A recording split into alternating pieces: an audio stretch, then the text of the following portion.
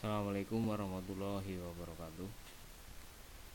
Selamat pagi siswa sekalian, dimanapun kalian berada. Semoga kalian senantiasa dalam lindungan Allah SWT dan senantiasa dalam keadaan sehat walafiat. Baik siswa sekalian yang saya sayangi dan saya cintai, pada kesempatan kali ini kita berjumpa lagi di pembelajaran bahasa Indonesia yang dilakukan secara jarak jauh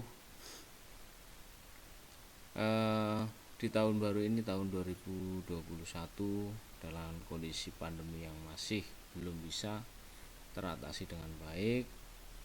Mudah-mudahan kita sama-sama berdoa semoga Allah segera mengakhiri virus yang menyerang di negara kita khususnya dan di dunia ini pada umumnya. Oke, siswa sekalian yang saya banggakan, di awal semester 2 ini kita akan belajar tentang materi yang tidak asing lagi buat kita sebenarnya.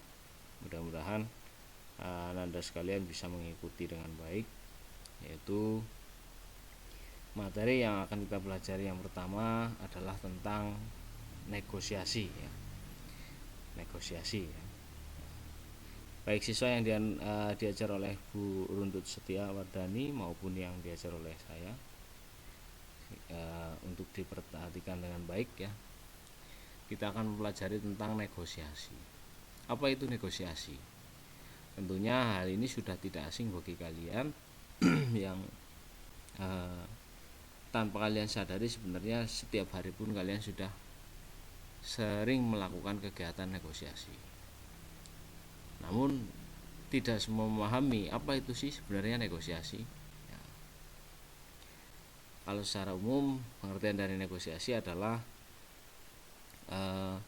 sebuah proses tawar-menawar dengan jalan berunding guna mencapai kesepakatan bersama antara satu pihak ya, baik itu kelompok maupun organisasi dengan pihak ataupun kelompok maupun organisasi yang lain.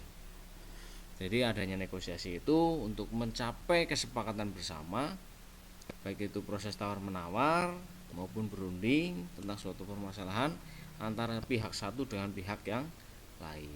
Oke, lanjut. Nah, kira-kira seperti apa kegiatan negosiasi itu? Contohnya ada beberapa ya, bisa kalian lihat. Yang pertama ada negosiasi antara murid dengan guru.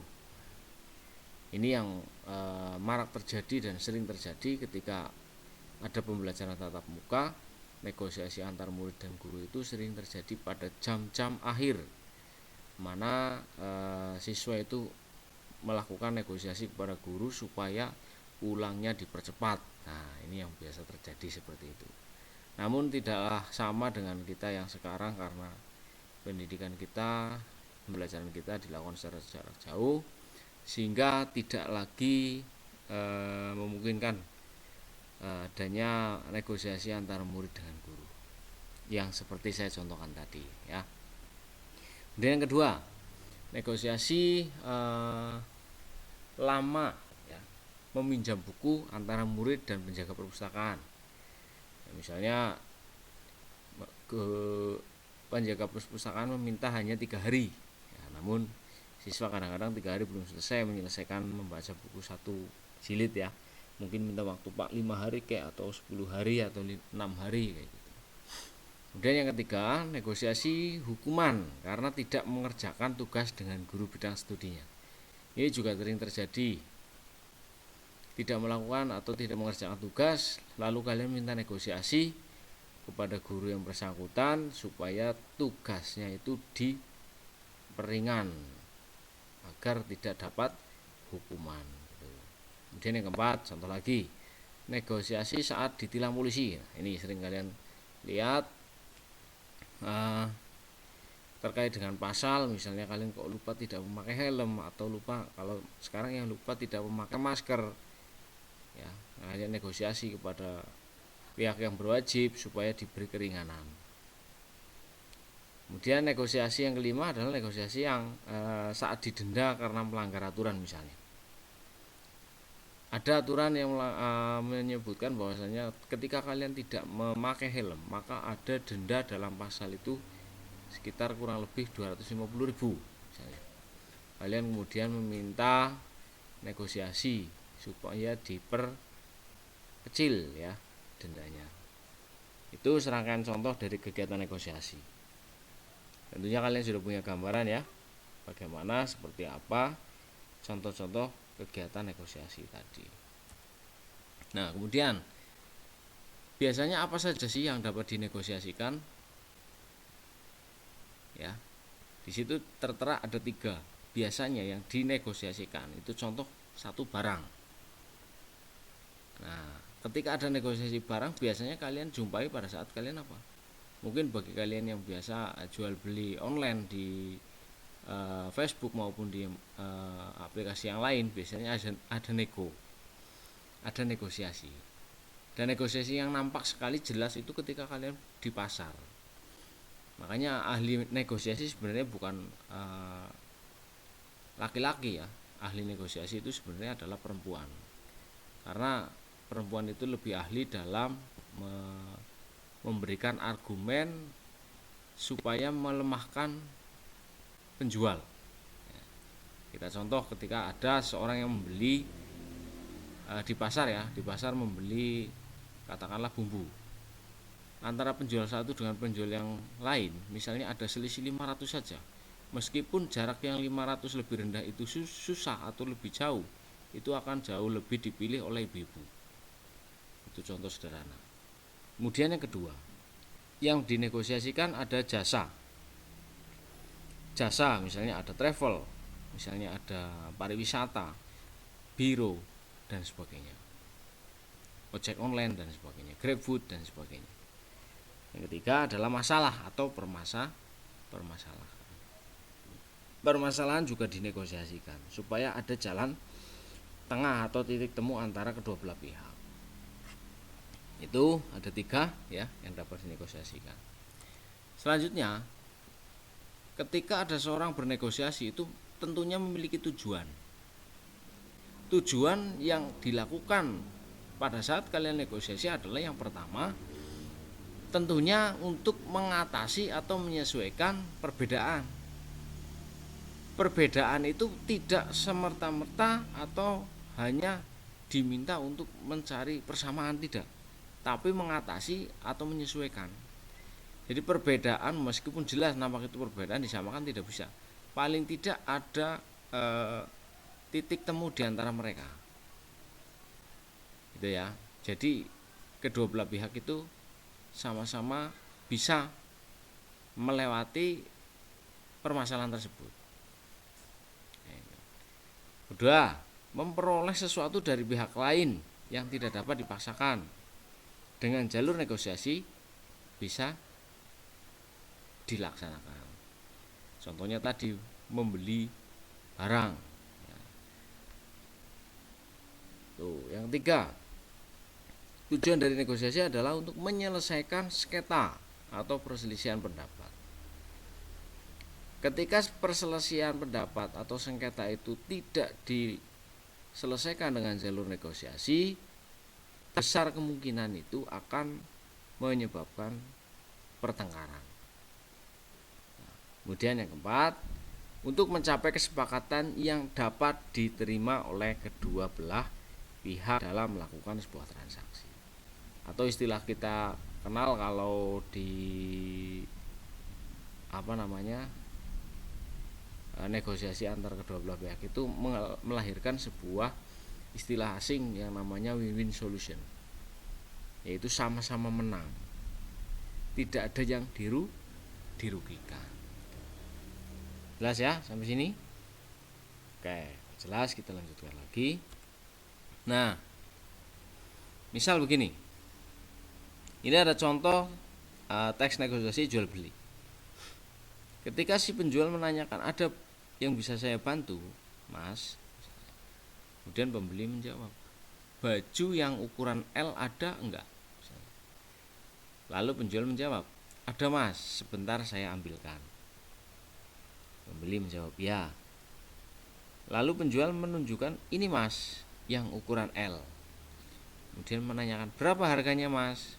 Penjual itu menjawab, itu 300.000, pasnya 290.000. Lalu pembeli di sini mulai menyampaikan negosiasinya, bisa 260 enggak pak? Nah, penjual di sini mencoba mempertahankan, tidak bisa mas, paling kurang 5.000, jadi 285.000. Lalu penjual kembali memberikan argumennya supaya harganya, atau memberikan negosiasi lagi supaya harganya turun. Ya 280.000 deh pak, langsung saya beli. Dengan pertimbangan, penjual lalu menyampaikan persetujuannya dengan menjawab, ya baiklah. Ini salah satu contoh negosiasi sederhana. Jual beli baju ya. Di sini ada titik-titik yang perlu kalian pahami. Pada saat penjual menyampaikan, pembeli menanyakan harga, kemudian penjual memberikan harga, kemudian pembeli meminta harganya untuk turun.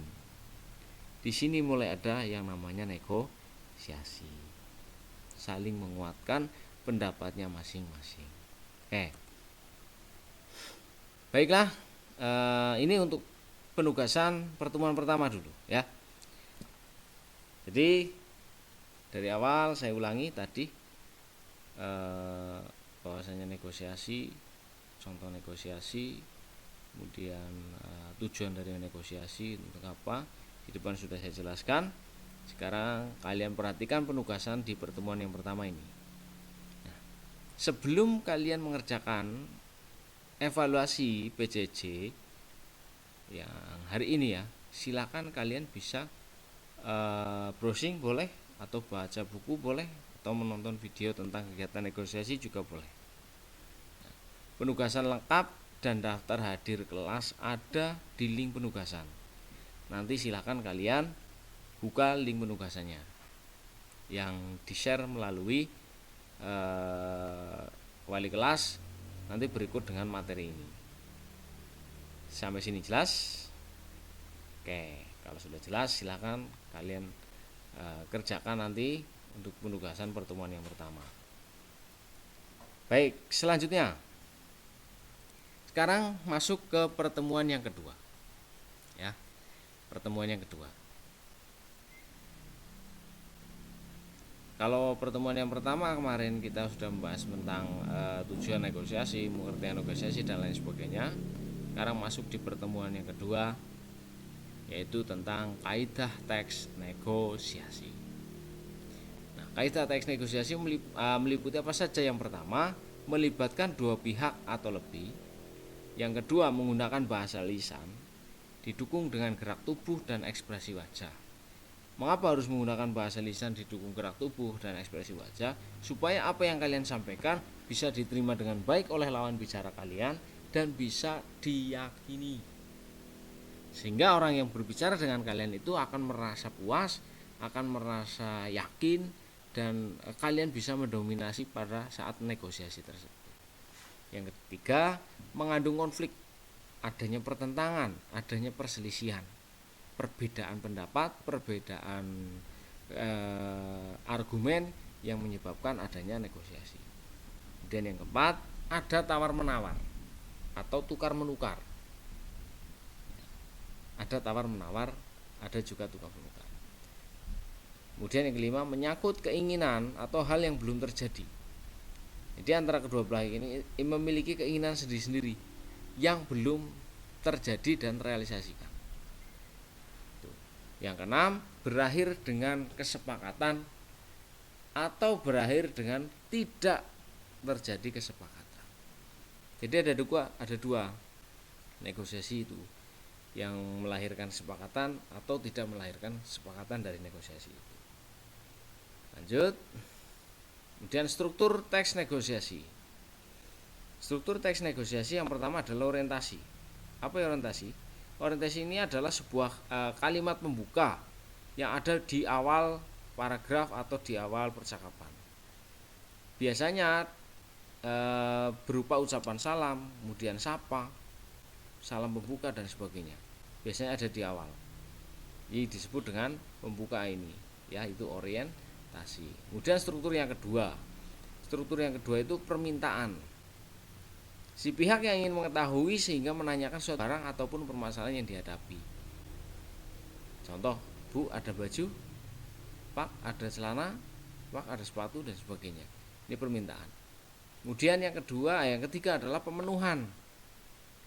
Pihak yang terkait dengan siapa pihak peminta, ya, di sini bertugas memberitahukan mengenai barang maupun objek yang diinginkan atau membantu permasalahan yang dihadapi. Ada permintaan, berarti ada pemenuhan terhadap permintaan itu. Ada yang meminta celana, maka ada upaya untuk memberikan celana yang diminta. Ada yang menanyakan tentang permasalahan, maka ada yang menjelaskan tentang masalah tersebut. Kemudian struktur yang keempat adalah penawaran. Sebuah klimaks atau puncak klimaks atau ending dari sebuah negosiasi karena terjadinya proses tawar-menawar antara pihak satu dengan pihak yang lain agar tercapainya sebuah kesepakatan di mana yang menguntungkan antara kedua belah pihak. Jadi perlu kalian perhatikan, struktur itu adalah rangkaian, bagian, ya, seperti rangkaian kepala manusia itu kan ada dari atas sendiri ada rambut, kemudian ada mata, kemudian ada hidung, ada mulut dan sebagainya. Ketika struktur itu terbalik, maka itu akan menjadi sesuatu yang aneh. Oleh karena itu kalian harus memperhatikan sangat struktur di dalam sebuah negosiasi. Kemudian berikutnya adalah persetujuan. Kesepakatan atas hasil penawaran atau negosiasi antara kedua belah pihak. Pembelian, kalau ini adalah jual beli, terjadinya sebuah transaksi jual beli antara masing-masing pihak yang berkaitan. Nah, diakhiri dengan penutup.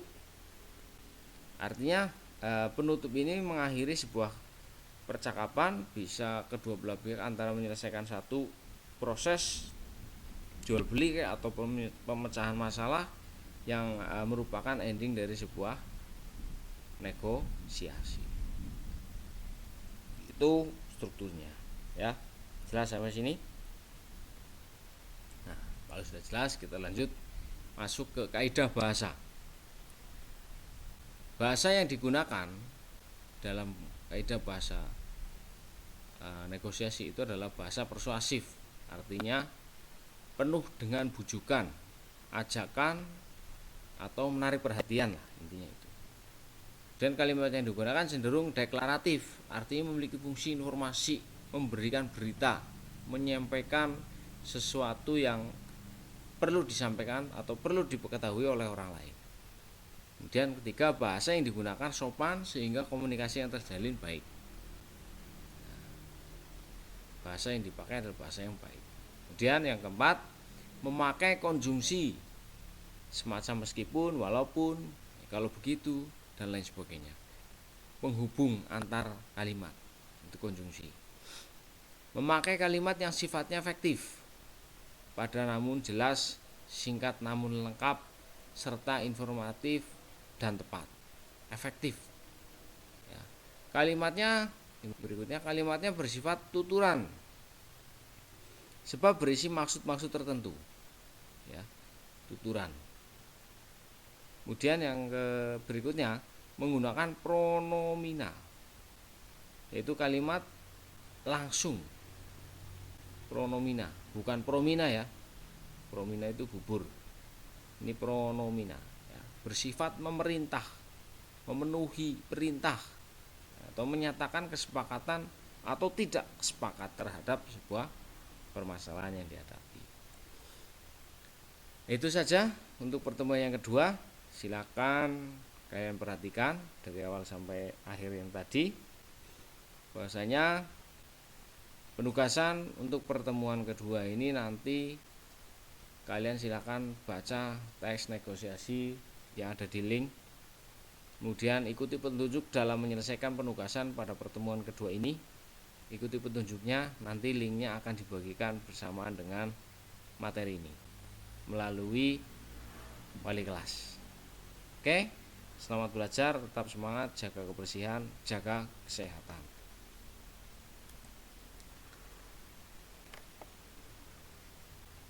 Itu saja saya cukupkan. Kesepian tanpa kekasih. Cukup sekian, terima kasih. Saya akhiri. Assalamualaikum warahmatullahi wabarakatuh.